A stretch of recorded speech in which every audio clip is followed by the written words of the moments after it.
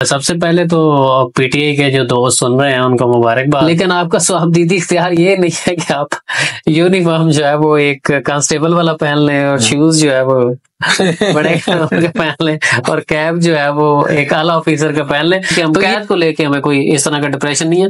आप 100 दफा हमारे चक्कर लगवाएं और जहां भी और भी लेके जाना है वो भी शौक से आप ले जाएं।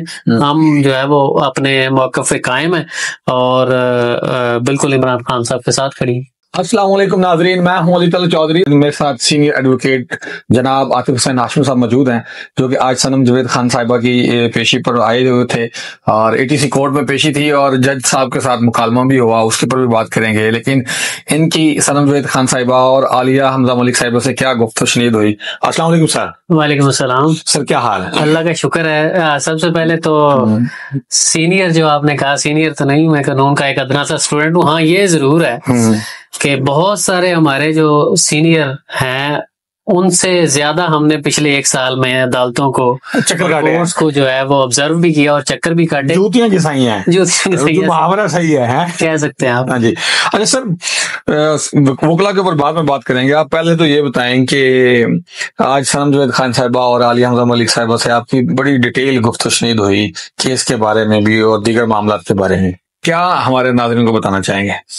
सबसे पहले तो पीटीआई के जो दोस्त सुन रहे हैं उनको मुबारकबाद कि जो मखसूस नशिस्तों के हवाले से फैसला था सुप्रीम कोर्ट का और इससे पहले पेशावर हाई कोर्ट का कि मखसूस नशिस्तें जो है वो दे दी जाएं दूसरी जमातों को, वो पेशावर हाई कोर्ट का और इलेक्शन कमीशन का वो फैसला आज सुप्रीम कोर्ट ऑफ पाकिस्तान ने मुअत्तल कर दिया।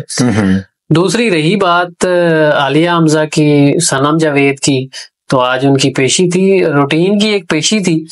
लेकिन ये जरूर था कि जब भी वो आती हैं तो वो पुरएतमाद होती हैं। और आलिया हमजा की तबीयत पिछले दिनों खराब रही, इतलात थी, तो उसी हवाले से उनसे बात हुई कि तबीयत की खराबी की वजह क्या थी, क्योंकि ज़ाहिर है जेल में तो पहले भी वो थी सनम जावेद और आलिया हमजा साहब, लेकिन वहां जाके तबीयत उन्होंने बताया इसलिए खराब हुई कि वहां के जो जेल है उसके सफाई सुथराई का बिल्कुल इंतजाम नहीं है, इंतहाई गंदी जेल है और सफाई सुथराई, और सनम ने भी ये शिकवा किया और पानी का भी मसला है, तो इस वजह से उनकी तबीयत जो है वो खराब हुई। अदरवाइज उन्हें कोई डिप्रेशन, कोई इस तरह की जो है घबराहट, टेंशन, प्रेशर, कोई वो नहीं थी।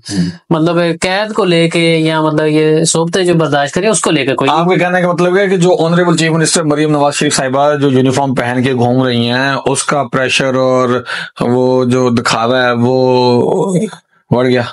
देखिए, बढ़ तो ऑटोमेटिक जाना था। देखिए अब मरियम नवाज साहब, देखिए वो जो एक चीफ मिनिस्टर का जो एक ओहदा है ना, उसकी अपनी एक रिस्पेक्ट है। मेरा ख्याल है कि जो हरकतें हमारी चीफ मिनिस्टर साहबा कर रही हैं वो मेरा ख्याल है कि जेब नहीं देती इस सौदे को ना, ग्रेस के मतलब इस सौदे की ग्रेस नहीं है वो। आप ठीक है, जारी यकजहती करें, आप किसी भी डिपार्टमेंट के साथ करें, एज ए चीफ मिनिस्टर आप कर सकती हैं, आपका वो जाहिर है स्वाबदीदी इख्तियार है। लेकिन आपका स्वाबदीदी इख्तियार ये नहीं है कि आप यूनिफॉर्म जो है वो एक कांस्टेबल वाला पहन लें और शूज जो है वो बड़े के पहन लें और कैप जो है वो एक आला ऑफिसर का पहन लें। तो ये एक मतलब सोशल मीडिया पे या तो मेरे ख्याल से अगर वो प्रॉपर अपने ड्रेस में जाती हैं और कैप एक रख लेती है के ऊपर, तो वो भी मेरे ख्याल से फेयर इनफ था कि आप अपने जो आपके रूटीन की ड्रेसिंग थी आप उसी में रहती। उसके अलावा आप सर पे जो है वो कैप पुलिस के किसी भी रैंक की पहन सकती थी। बाकी किसी पुलिस वाली का दुपट्टा ही अपने सर पे करके कहती थी कि मैं आप लोगों के साथ खड़ी हूं। आपने एक अलामतन कहना था ना, एक मतलब सिंबल आप जो कह लें कि उनके साथ इज़हार यकजहती करना था, तो वो आप किसी तौर भी कर सकती थी।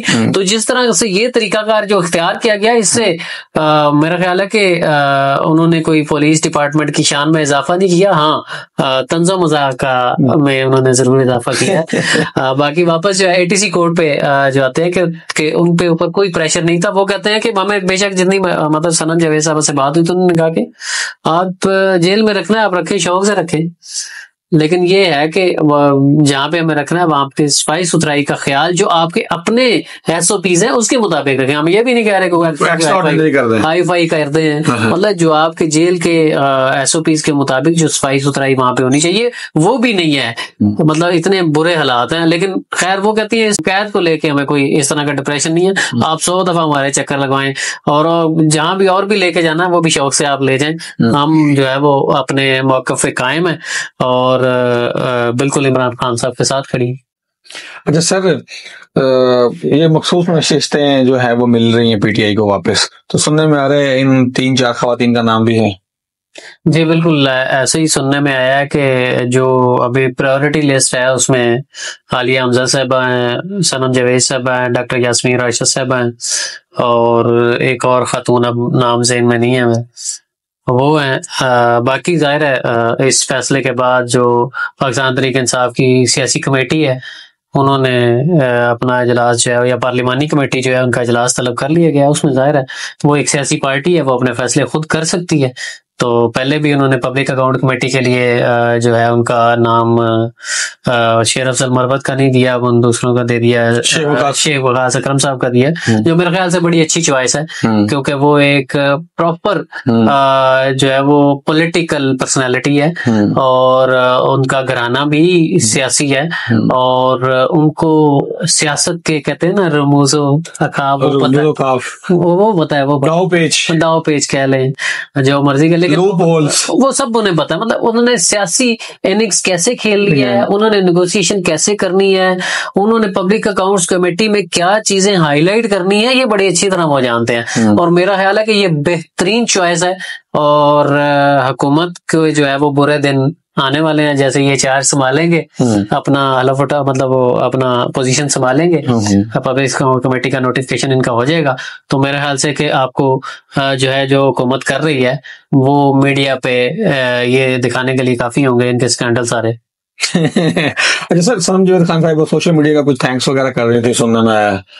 हाँ, सनम जावेद साहब ने ये जरूर कहा कि सोशल मीडिया पे जाहिर है जिस तरह से उनको कवरेज दी गई, जिस तरह से सोशल मीडिया ने उनको प्रेजेंट किया, नो डाउट उनकी अपनी भी है, लेकिन सोशल मीडिया का रोल है जिसपे उन्होंने सोशल मीडिया का शुक्रिया अदा किया और सोशल मीडिया को कहा कि एक आप लोग ही हैं जो वो चीज दिखाते हैं जो मेन स्ट्रीम मीडिया नहीं दिखा सकता, जो रियल में है चीज। यानी कि उनका कहना था कि सोशल मीडिया जो है वो ट्रू फेस है आजकल के जो हालात हैं उसकी भरपूर और हकीकी नुमाइंदगी का एक ही जो है ना प्लेटफॉर्म है वो सोशल मीडिया है, क्योंकि बाकी सारे जो मेन स्ट्रीम मीडिया चैनल हैं उनको तो डर है, उनको डराया गया है, उन्हें अपनी नौकरियों की फिक्र है, उन्हें अपने इश्तिहारों की फिक्र है। लेकिन आपको पता है सोशल मीडिया पे तो इश्तिहार वो लोग जो है वो अपनी बात कह डालते हैं और उनको फिर इस बात का एहसास नहीं होता कि इसके कंसिक्वेंसेस क्या हो सकते हैं। समटाइम मुश्किल का सामना भी करना पड़ता है सोशल मीडिया पे इस तरह की कोई स्टेटमेंट देने के बाद। लेकिन बहरहाल सनम जावेद साहब जो सोशल मीडिया से खुश है।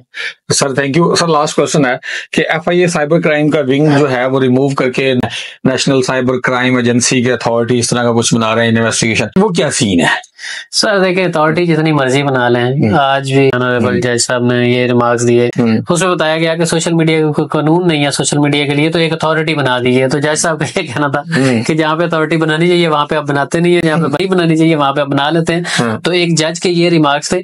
बाकी अथॉरिटी जितनी मर्जी आप बना लें, मतलब FIA साइबर क्राइम को क्या मसला था, वो बिलोला लंगड़ा है, काम करना चाहे तो वो भी कर सकता है। जब आपने काम नहीं करना तो आप एक छोड़ के 100 अथॉरिटीज बना दें, तो करप्शन के दरवाजे ही आप खोलेंगे। आप मजीद उसमें मतलब वो बजटिंग जो है वो करते जाएंगे। जैसे मैं छोटा सा किस्सा आपको शॉर्टली सुना देता हूँ कि एक बादशाह था किसी जमाने में, उसने कहीं जा रहा था तो लोग वहां पे ऐसे बैठे होते, उसने कहा घड़ा लगा दें यहाँ पे, तो घड़ा लगा दिया गया। उसकी एक लंबी चौड़ी स्टोरी है। अपने वजीर को ये कहा कि यहाँ पे एक घड़ा रख दें लोगों को पानी पिलाने के लिए।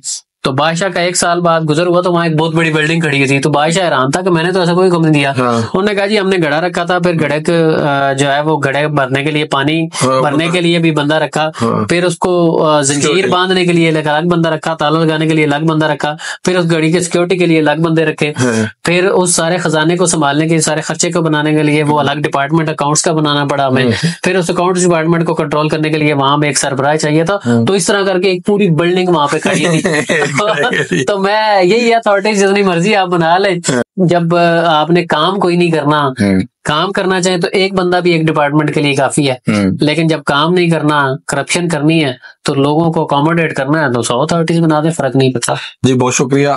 नाज़रीन ये थे एडवोकेट आतिफ हसन हाशमी साहब जिन्होंने हालात हादरा के ऊपर भी डिस्कशन की और आज सनम जवेद खान साहिबा के केस के बारे में बताया। नाज़रीन कमेंट बॉक्स में लाजमी मेंशन कीजिएगा कि अगर अगली दफा आप सनम जवेद साहिबा से कोई क्वेश्चन करना चाहते हैं तो वो क्या होना चाहिए। मुझे इजाजत दीजिए, बहुत शुक्रिया, अल्लाह हाफिज।